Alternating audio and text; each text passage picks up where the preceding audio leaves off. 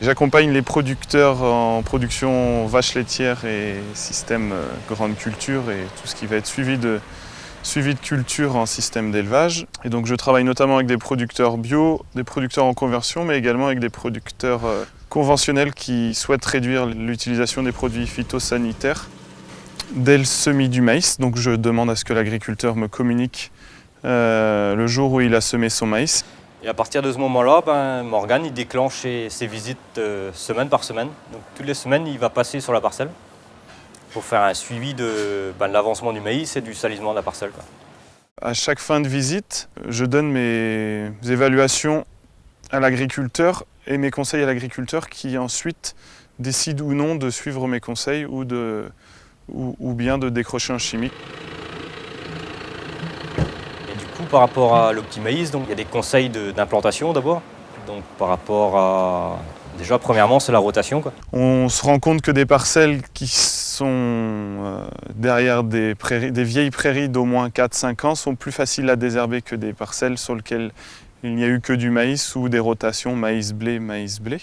Et sinon, après, il faut que le maïs soit planté, semé assez profond, quoi. Au moins 4-5 cm, pour pas que l'action de la houe le déracine ou n'arrache le pivot, quoi.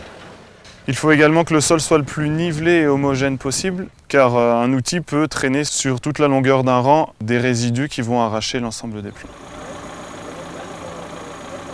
En désherbage mécanique, nous on a utilisé trois outils. Donc la RC trille qui va pouvoir être utilisée au stade prélevé du maïs, puis entre le stade 3 feuilles et 6 feuilles. Le deuxième outil, c'est la houe rotative, qui peut être utilisée entre le stade prélevé et le stade 4 feuilles du maïs, et qui présente l'intérêt d'avoir un débit de chantier important, et qui demande très peu de réglages pour son utilisation. Donc en ayant passé les deux passages RC tri et le passage de houe, ça a permis d'éliminer une bonne partie des mauvaises herbes sur le rang. Et maintenant que le maïs va couvrir le sol, les mauvaises herbes ne vont plus vraiment concurrencer le maïs, quoi.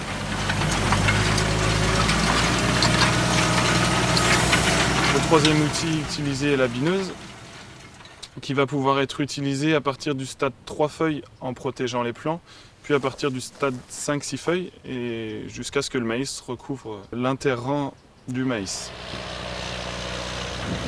L'itinéraire conseillé au travers de l'outil est composé de 2 passages de houe rotative ou de RC tri suivi d'un passage de bineuse.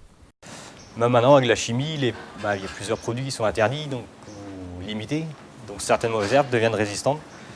Donc un maïs propre, comme il y avait il y a 5-6 ans, avec 4 litres d'atrazine, comme on disait, ça, il n'y aura plus vraiment, quoi. Il faut apprendre à vivre avec les mauvaises herbes, on va dire, quoi. Après, l'idée de l'Optimaïs, c'est vraiment intéressant parce que ça donne un suivi, ça donne des garanties quand même, parce qu'il y a toujours la possibilité de la chimie derrière. Et ça apprend à suivre ses parcelles autrement, quoi.